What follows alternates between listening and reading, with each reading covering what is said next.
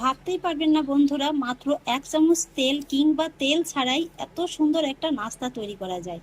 যেমন হেলদি তেমন কিন্তু টেস্টি, আর দেখতে দেখুন কতটা লোভনীয় লাগছে। নমস্কার বন্ধুরা, অনুভার রান্নাঘরে আরও একটি নতুন পর্বে সবাইকে স্বাগত জানাচ্ছি। বন্ধুরা, এই গরমে তো আপনারা অনেক রকমের হেলদি রেসিপি তৈরি করে খেয়েছেন, তবে আজকে আমি যে রেসিপিটি আপনাদের তৈরি করে দেখাবো, এই রেসিপিটি যদি আপনারা বাড়িতে একবার তৈরি করে খান, কথা দিচ্ছি সপ্তাহে মোটামুটি 2 থেকে 3 দিনের মতো কিন্তু আপনাদের বানিয়ে খেতে মন চাইবে। এই রেসিপিটি খেতে যেমন টেস্টি তেমনি কিন্তু খুবই স্বাস্থ্যকর। গমের আটা দিয়ে তেল ছাড়া যে এত সুন্দর একটা নাস্তা রেসিপি তৈরি করা যায়, আপনারা কিন্তু আমার এই রেসিপিটি পুরোটা না দেখলে বিশ্বাসই করতে পারবেন না।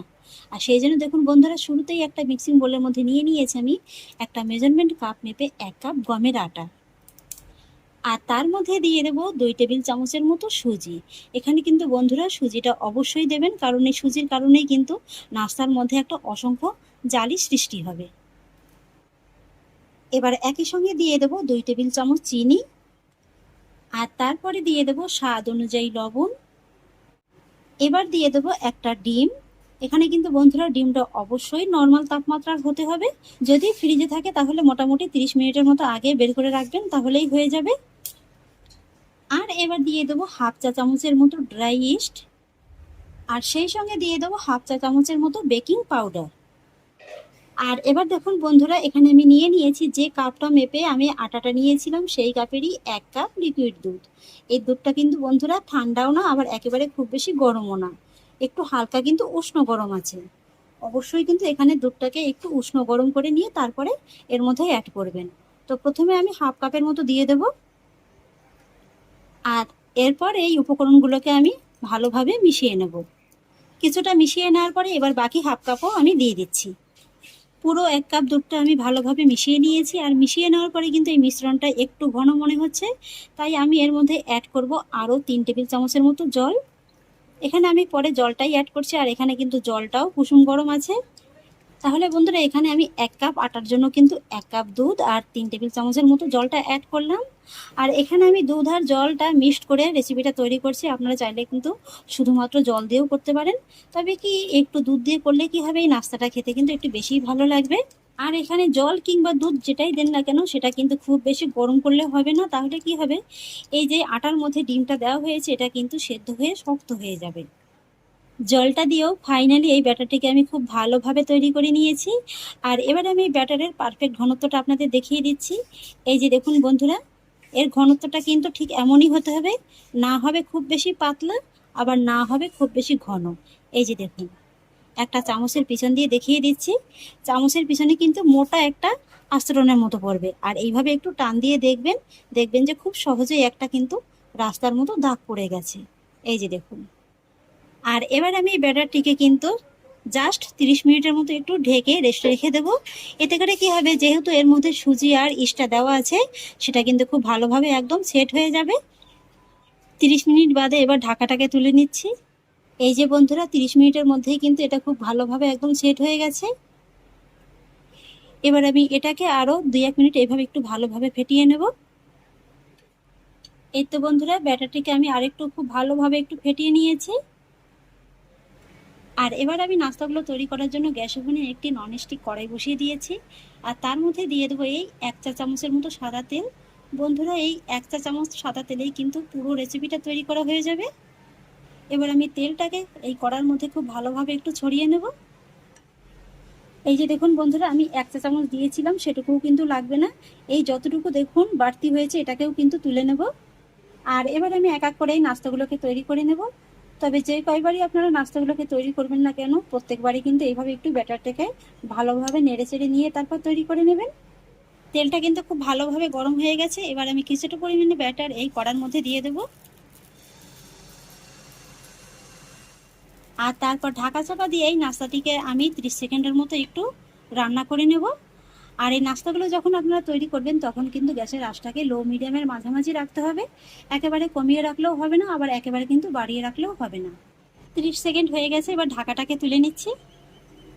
এই তো দেখুন বন্ধুরা, আমার প্রথম নাস্তাটাই কত সুন্দরভাবে তৈরি হয়ে গেছে।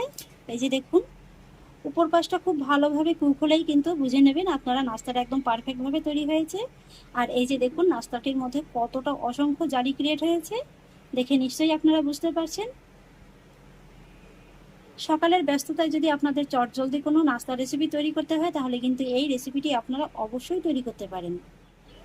একই রকমভাবে আমি আরেকটি তৈরি করে নিচ্ছি।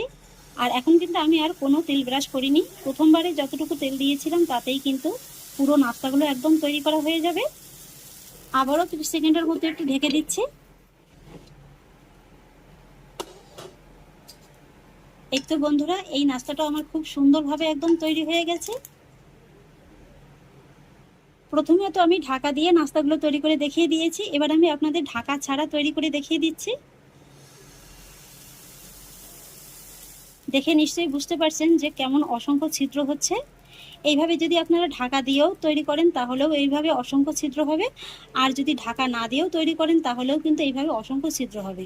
তবে কি ঢাকা দিয়ে করলে মাত্র 30 সেকেন্ডের মধ্যে হয়ে যাবে, আর ঢাকাটা না দিয়ে করলে মোটামুটি 1 মিনিটের মতো কিন্তু সময়টা লেগে যাবে। তবে গ্যাসের ফ্লেমটাকে কিন্তু একই রকম রাখতে হবে। ভাবতেই পারবেন না বন্ধুরা, মাত্র 1 চামচ তেল কিংবা তেল ছাড়াই এত সুন্দর একটা নাস্তা তৈরি করা যায়। যেমন হেলদি তেমন কিন্তু টেস্টি, আর দেখতে দেখুন কতটা লোভনীয় লাগছে।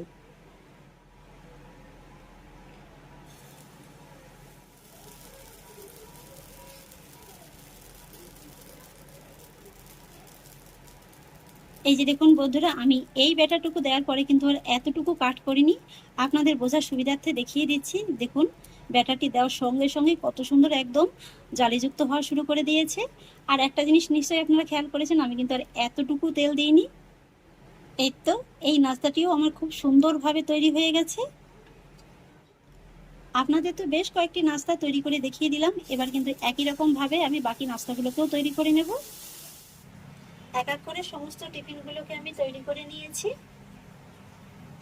তাহলে দেখে নিলেন তো বন্ধুরা, এই নাস্তাটি বানানো কতটা সহজ, আর ঘরে থাকা মাত্র অল্প কয়েকটি উপকরণেই কত সহজে একদম তৈরি করা যায়। আর এই নাস্তাগুলো জানেন তো, দেখতে যতটা না সুন্দর, খেতে কিন্তু তার থেকে অনেক বেশি মজাদার লাগে।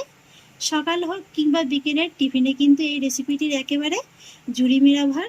আর এই রেসিপিটি কিন্তু অনেকটা আবার প্যানকেকের মতোও লাগবে খেতে। এই যে দেখুন নাস্তাটির পিছনটা দেখুন শুধু একবার কত সুন্দর হয়েছে, আর এটা দেখুন কতটা একদম সফট হয়েছে।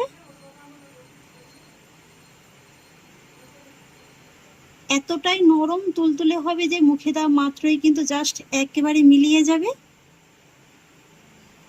আর এই রেসিপিটি খেতে এতটাই সুস্বাদু হয় যে একটা দুটো খেলে কিন্তু মন ভরবে না, একটা দুটো খাওয়ার পরে কিন্তু আরো অনেকগুলো খেতে মন চাইবে। তাহলে আশা করছি বন্ধুরা, আমার আজকের এই টিফিন রেসিপিটি আপনাদেরও খুব ভালো লেগেছে। যদি ভালো লেগে থাকে তাহলে আমাকে অবশ্যই একটা লাইক এবং কমেন্ট করবেন, সেই সঙ্গে বন্ধুদের সঙ্গে শেয়ার করবেন। আর প্লিজ বন্ধুরা, যদি আমার পরিবারের নতুন সদস্য হয়ে থাকেন তাহলে একটা সাবস্ক্রাইব করে পাশে থাকা বেল আইকনটি প্রেস করে দেবেন। ফিরে আসছি এরকমই পরের অন্য কোনো নতুন রেসিপি নিয়ে। সবাই ভালো থাকুন, সুস্থ থাকুন, ধন্যবাদ।